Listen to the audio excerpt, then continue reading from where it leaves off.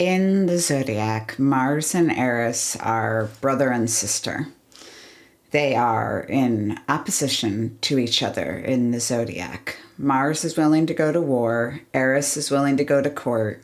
One will fight you physically. One will fight you mentally. And both are necessary sometimes.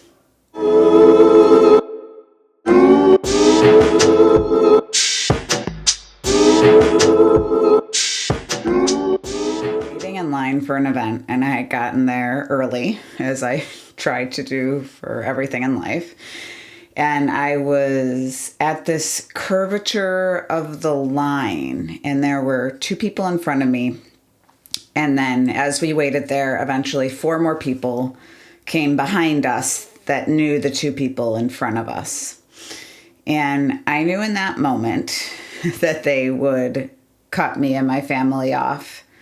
And I knew this because they were playing dumb. They wouldn't look at us. They acted like we weren't there. It was very obvious that they were just going to pretend we didn't exist and cut us off. And here is my little confession to you of those moments where I looked at the person and I knew they were the type of person to do it. I had run the report in my head around the person's energetics, how they stood, how they talked. And I was like, oh yeah, they're going to pretend I'm not here, think that like they fooled something, I don't even know, and then do the thing they know that they likely shouldn't do. And the reason I'm bringing this up is because this is an opposition in real life. And one thing I want more than anything else in this weekly podcast is to teach you that astrology is a practice that extends beyond the chart and into your everyday life.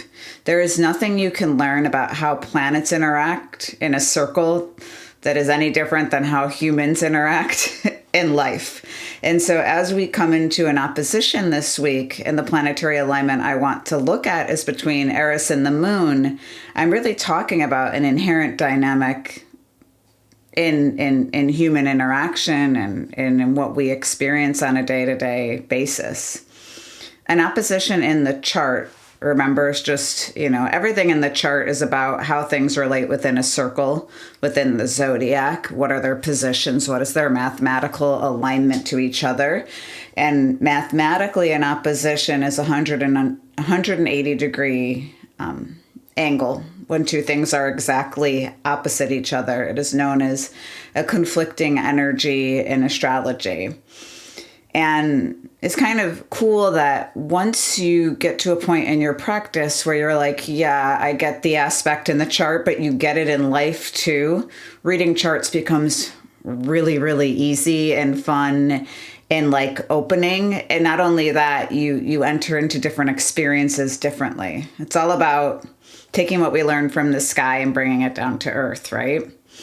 And so me and this woman, though we were not physically, our bodies weren't necessarily always at a 180 degree angle, talking about the energy of the souls in that moment. Me just witnessing the like clear opposition against the idea of the line and the cue and what the whole organization had sorted out for the event.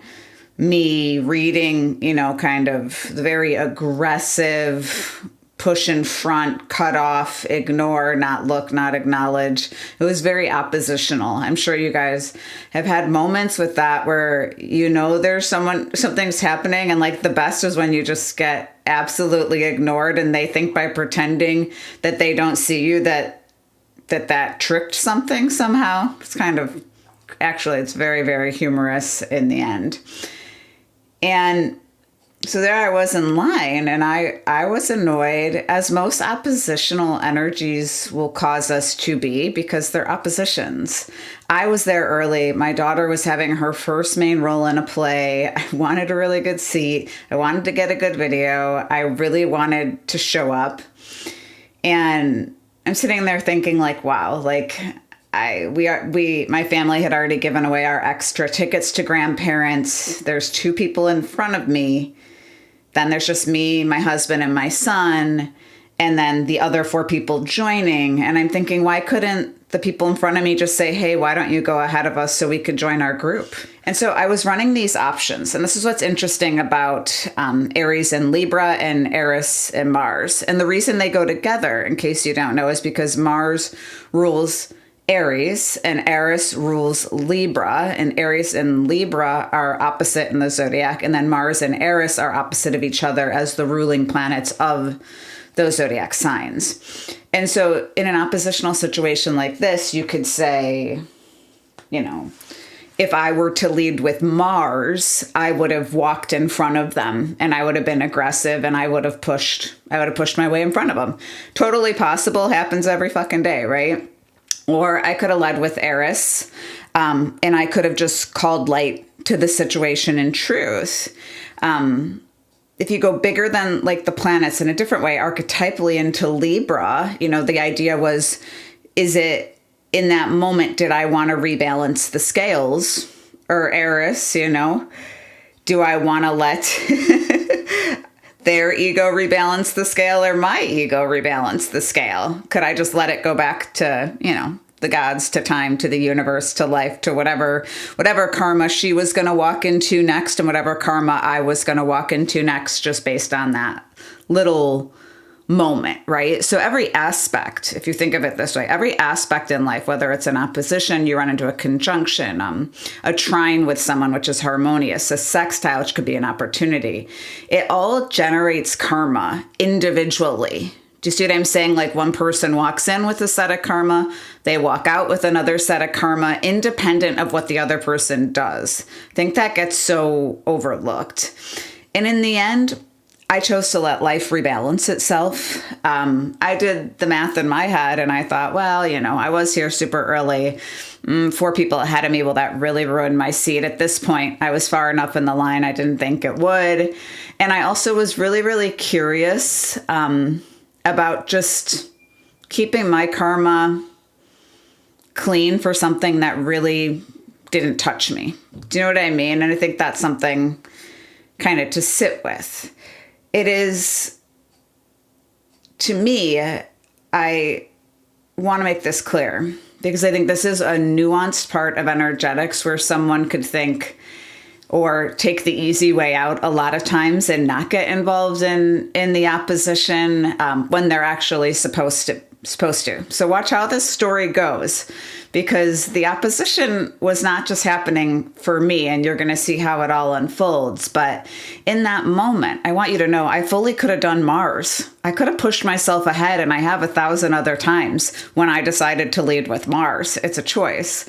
And I could have easily, and I mean without blinking, stuttering, or having any adrenaline rush in my body, had said to them, hey, I see your group arrived. Do you want us to go ahead so you guys can be together? I could have easily said that in a nice little fake human voice and just put them in their place and walked ahead of them, because they wouldn't have known what to do since they were ignoring me and trying, you know, clearly avoiding the situation.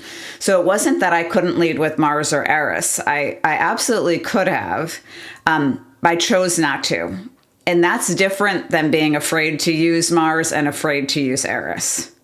So in life, sometimes people surrender and they don't stand up for themselves from weakness. And sometimes we do the same exact thing from strength.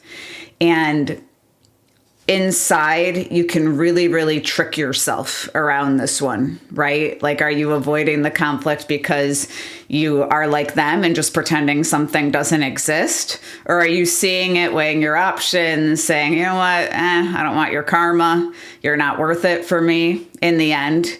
And just let it ride. And nothing bad happened to me. I got the exact seat I wanted, and I'll explain the rest of the story as we go.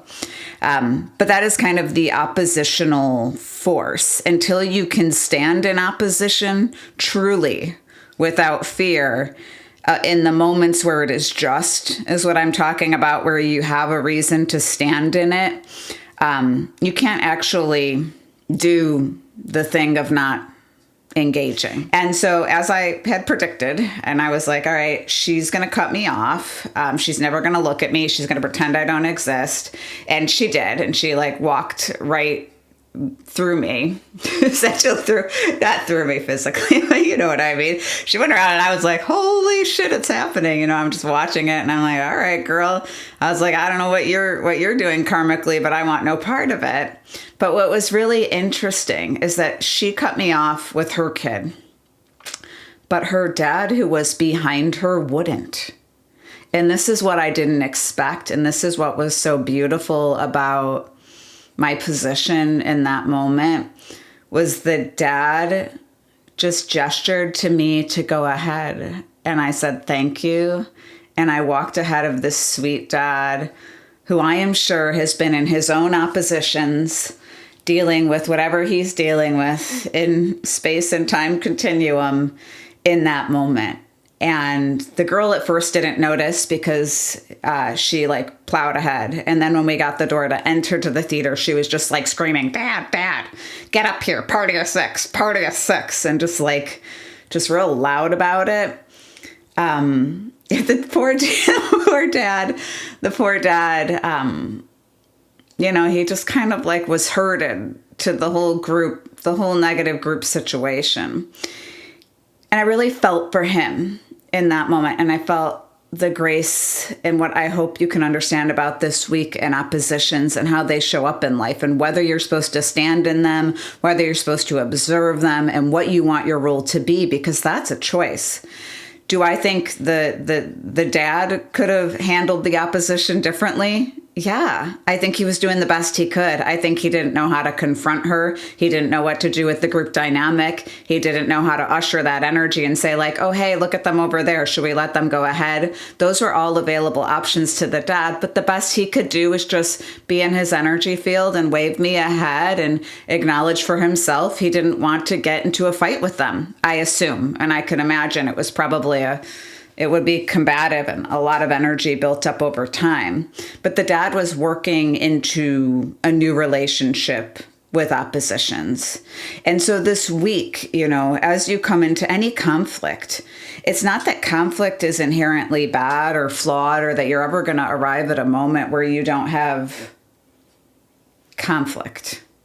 You will always have some form of conflict.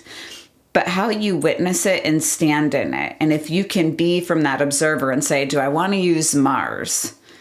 Do I want to use Eris? Do I want to just lean into Libra? Or do I want to kind of fall into Eris? Or whatever you want. Become so conscious of a choice, but not because of fear, but because all paths become available to you. So in the AI prompt, it's going to look at where this alignment occurs in your chart to give you some context. But I would be curious about this week where conflict occurs for you in your life. If it's with your romantic partner, if it's with a child, if it's with a parent, if it's with a coworker, if it's with, you know, a sort of thing that you deal with on a regular basis, like your health or your eating or your how many steps you get a day, or whatever it is, wherever the conflict is, like being able to sit in it long enough to figure out what that aspect feels like in your body and how you can use astrology to empower yourself to approach it differently. Because the moment you approach things differently, many paths open up that may not have been available before. Thank you so much for being here. I will see y'all again next week. Bye.